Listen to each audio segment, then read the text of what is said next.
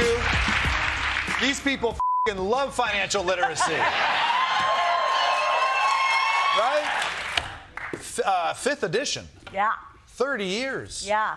Long time. Are we not learning? Are we not are we not getting something? How are we as a financial nation? Not so good. Okay. Not so good. No. But the problem is that most people have never taken a personal finance class. Yeah. And 10 years ago, 5 states had a requirement that you needed one personal finance class to graduate high school. And now more states are required to do that. It's actually 26 states, okay. But you need a while to get the quality programs in place. And the crazy thing is we know if you teach personal finance right, mm-hmm. It can improve credit scores, it can improve the way people handle their debt. So it's very important.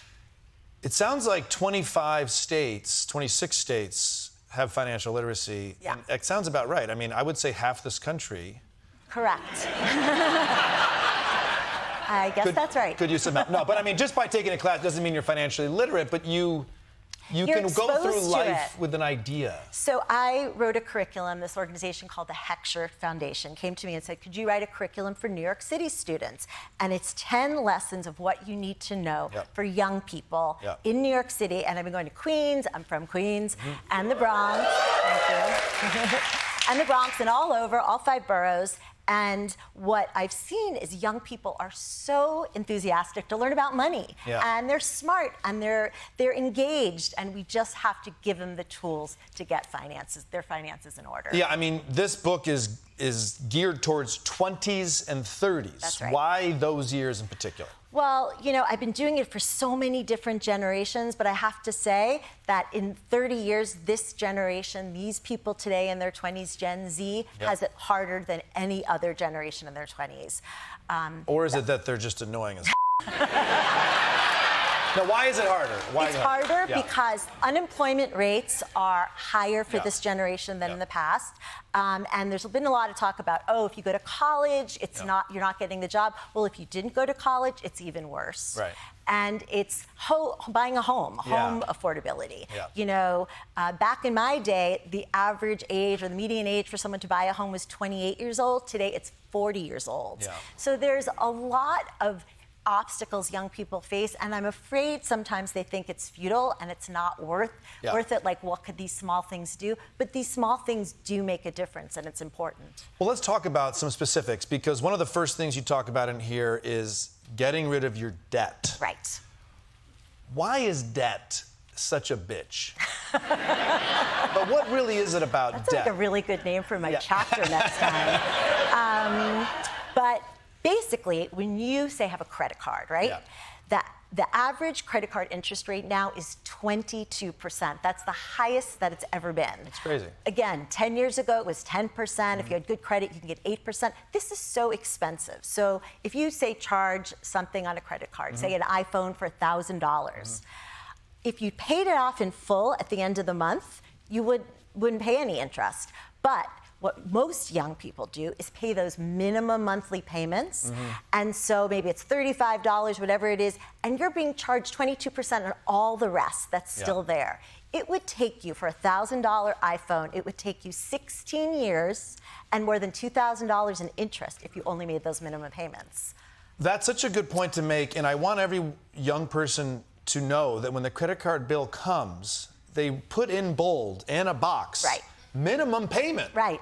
It sounds so great. You don't have to do the minimum payment. In fact, you shouldn't do the minimum payment. You should not do the minimum payment. You should pay off the full bill if you can. If you don't have the cash for it, even if you pay just $10 more than the minimum per month, it would only take you, instead of 16 years, it would take you 5 years to pay it off quickly. But how about you just pay it? You just pay it. Yeah, how about that? Or how about even you don't charge what you can't afford? I mean, that's the trick. Easier said than done, obviously, but it wasn't until I was 32 and I got a credit card bill that I really thought, well, how does a credit card company make money? Can you just tell me at 32 how a credit card company makes money? And anyone else that's listening? Basically, it's just that they charge you interest on the amount you're not paying back. Okay. And they're charging such high interest right now. There are also these new deals where they say, oh, we're not going to charge you interest at the checkout line. And the problem is they don't charge you interest, but they know young people are always late. You know, the vast majority of young people who do those kind of plans, they say something costs $100, you only put down $25 today, and then you pay us off later. But young people are late, and it forces people, not forces, but it encourages people to buy more than they actually can afford. You talk, you know, you have a great beginning chapter where it's like, hey, if you don't want to read the whole book, just read this. Right. But then you get into great detail about how the system is making it more challenging for young people, and it really is a great guide. I really hope everyone in the 20s and 30s reads it. Besides just debt, you need to be saving money. Right. How do you save money? Well, automatic savings is the thing to do. Booyah, Beth.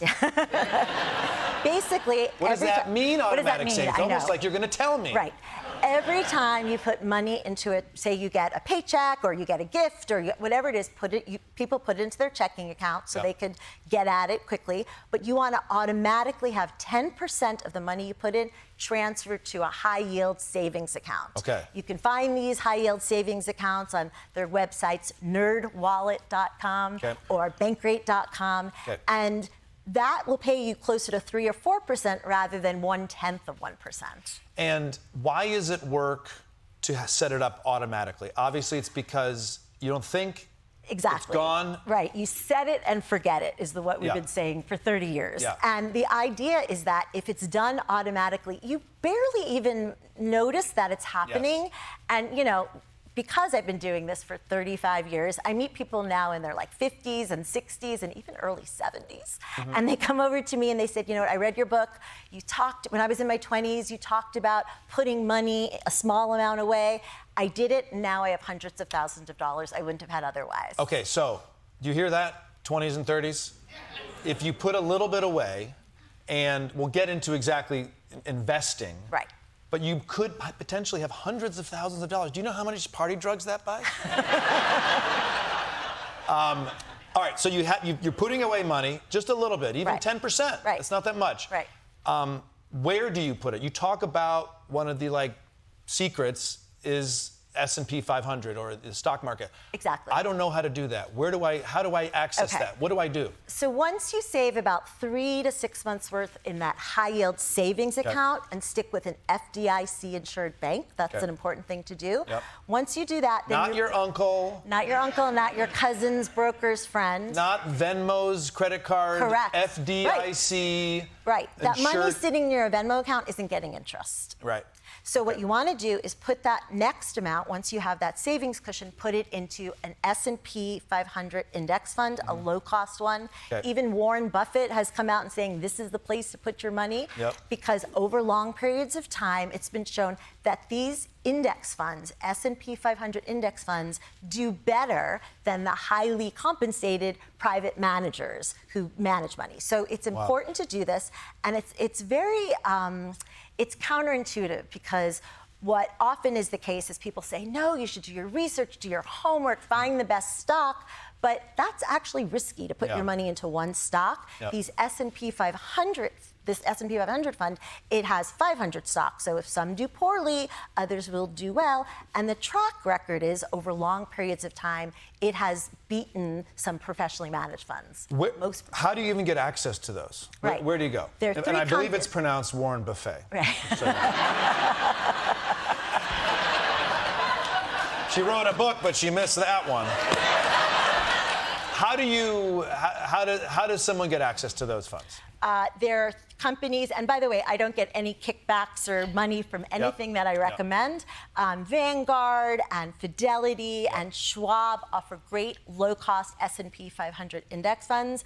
And by the way, just saying that, 75% of young people get their financial advice from social media. Don't say that. We're talking about Instagram and TikTok. God.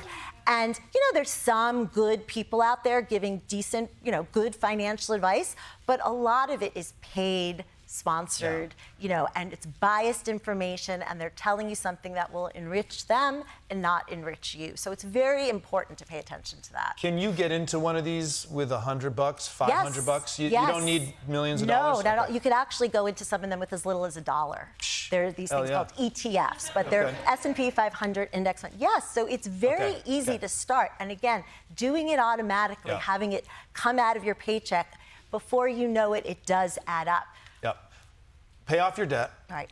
Automatically save some money. Right. Put it into investments, if you can. And then what's kind of the last magic part of the recipe? Right. Waiting? No. Retirement accounts. When you're a young person, you're like, retirement, I have no money to, pay my bills. How can I? But if you start a job and they have a 401k, or you open a Roth IRA and one of those index funds we just talked about, that offers you tax-favored growth. And those plans grow exponentially quickly. It's like bad marketing. It shouldn't be called retirement accounts. They should be super smart investing accounts. I like that. Or like, young men, get on the big dick account. Perhaps. I mean, that would have got me. Not that I needed to be in that account. Right, but it is, the terminology is intimidating. And that's on purpose. What's helpful is it doesn't need to be this intimidating. It's so interesting because, again, doing this for so many years, banks, investment companies, I am convinced that the jargon, and they make it so complicated that you're like, well, I guess I need you to help manage my money. Right. And the fact is, you don't need to be a brain surgeon to do this. It's so basic. Just get out of debt, start to save, begin to invest, and it really can make a difference in your life. Even if you're facing tough times right now, I do feel like these steps have helped people, and they will continue to help people. There is a confidence and a deep breath that you can walk through life with if you know that you are gonna be okay if there's a little something saved. Absolutely. And I think it's important to get over the hurdle of, I can't do this. Right. And, I have a cousin. I asked my husband if it's okay to say that. I have a cousin who has a PhD in biochemistry. Whatever. And I asked her about her mortgage, I asked her about her mortgage, and she didn't know what the interest rate was. Right. So really, really smart people often don't know much about their own money. And it shouldn't be intimidating. And I think if we teach it more in schools and then we reinforce it and people understand it's not that difficult, I think that goes a long way. And to talk about it. I remember my then girlfriend and we were going away, we were boarding our dog, and the application on the dog boarder said, how much can we spend on your credit card before we call you in case of an emergency? Right. So I was like, well, I'm curious what her answer is going to be. I know what my answer is going to be, so we both wrote it down. Oh, wow. I was at $80. You can spend $79 on my dog until you call me. Right. My wife now was like $3,000, and I'm like, oh, we need to talk about this. Yeah. People don't, spenders marry savers. There's all kind of information that you want to talk about with someone. And it's still very awkward. Young people are better about talking about it. And frankly, young people, the one thing I want to say is they're quite good at saving in retirement accounts, these investment accounts. Partly because now when you start a company, often you're automatically enrolled in that 401k, which is great. But building awareness and demystifying it, I think, is so important. One last thing that I want to mention before we take some staff questions. Okay. But I forgot about health insurance. Unfortunately, in this country, it can really you up if you have a health problem and you don't have money saved. Absolutely. Literally the first thing you say in here is you got to get health insurance. Yeah.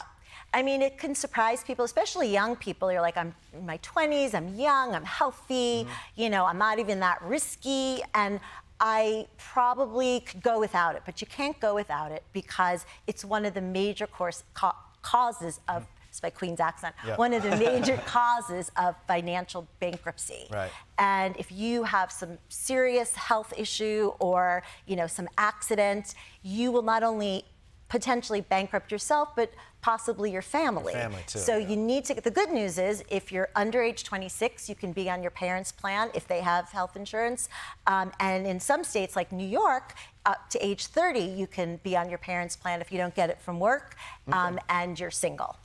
You know, for all the 20-year-olds out there, I know you have a perfect body now, but things change.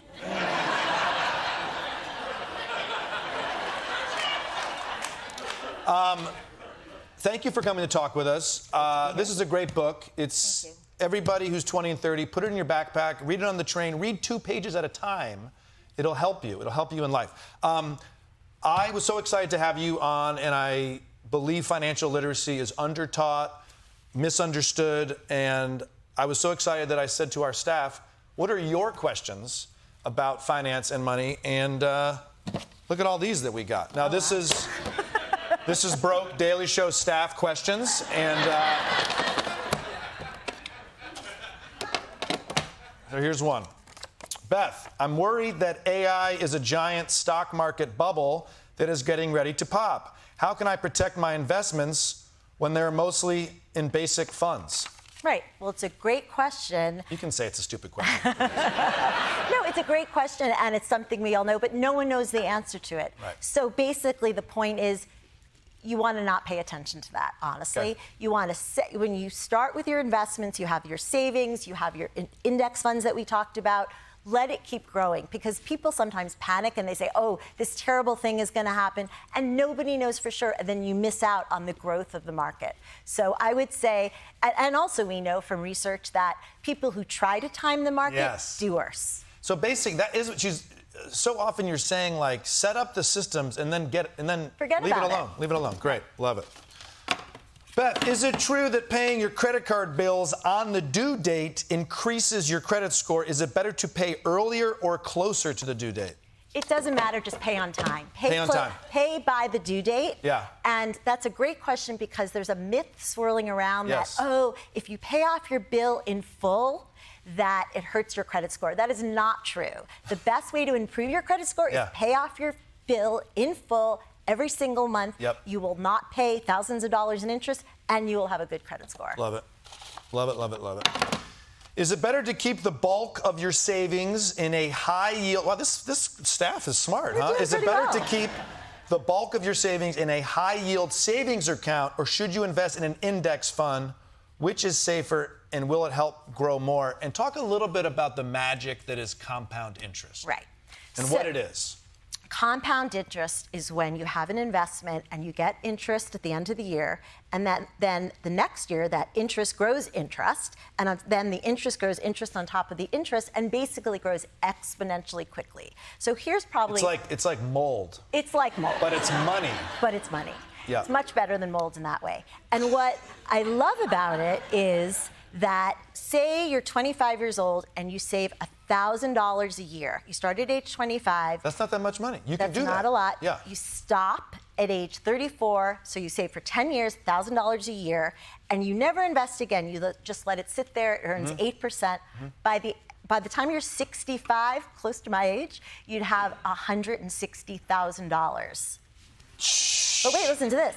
If you wait until you're 35, so you don't save in your 20s, and you do that for your 30s, you save $1,000 a year through your 30s, 40s, 50s, so you're saving for 30 years, you'd have less money. You'd only have $120,000 because those early years and having money compound for 40 years is really, really powerful. This is great news for 20-year-olds, because right now it's this doom and gloom. The world is doomed. What's jobs? But if they can start saving now, they have a foot up. I love it. They have time on their side. That's the thing about being young. You have time on your side. Yeah. Time. Yeah. Yep. Will I ever own a house? Is that your question? It wasn't my question.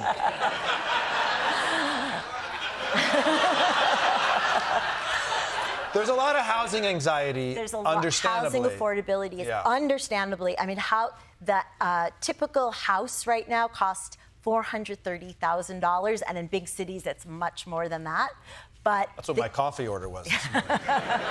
The key is, first of all, you have to save up for a down payment. So for a $400,000 house, we're talking you have to save $40,000 to $80,000 because it's a 10 to 20% down payment. But again, doing it automatically, thinking about it as this is a priority for me. I'm going to set up an account in a high yield savings account. I know it'll be safe, and that will be my housing account. It will take time, but it is something that is doable. And I think, again, I have a lot of hope for this generation because I feel like because there's so much attention to it, that they're going to realize that there are things they can do to get to where they want to be. And one thing I like about your book and like talking to you is it does sound like you often are repeating yourself because it actually isn't as complicated as it's meant to be. I mean, pay off your debt, save some money, shut the up, don't check it.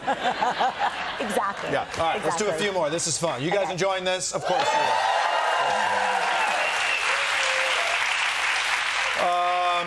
are. My parents are getting older. What are the important things to prepare for in terms of both long-term care? You're not a physician or a doctor. You don't have to answer that. And financial planning. It's a tough one, you know, and it's interesting because I'm hearing that question so much more from young people, much more than I did 20 or 30 years ago. That's such a more conscientious generation. Yes, they are. I never once thought about my parents' health when I was 25 years old. No, it really is a sweet thing. It's very interesting.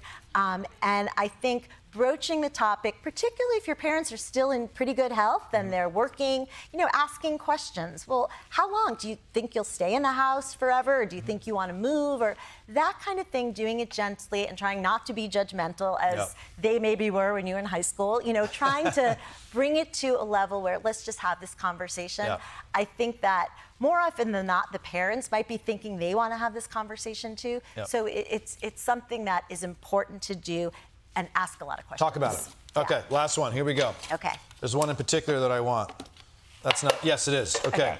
Is the only way to have enough money for retirement to rob a bank? If so, are there banks with less security than others? Maybe TD or Wells Fargo. Any particular branches in the tri-state area you know of that may have obvious vulnerabilities? I prefer not to travel too far. That's a joke, but are some banks better than others? We talked a little bit about FDIC. Right. FDIC insurance is really important. I mean, that's a great question. Which bank? I mean, I generally recommend robbing a bank from home, doing it online. Hacking, yeah. But I think that you want to have your bank, you know, usually it's convenient for you, or you have your money automatically put into this checking account, but then look for that high yield savings account. Often online banks have the best high yield rates. What kind of numbers are we talking about for a high yield savings? 3%, maybe 4%. And over years, that makes a difference. You know, getting paid 1/10 of 1% in a bank, bank savings account is ridiculous. So try to have it automatically transferred to a high yield savings account. Awesome. All right, staff, thank you for the question. Staff, thank you for paying attention. Thank you so much for talking with us. I so appreciate it. Get a financial life. It's available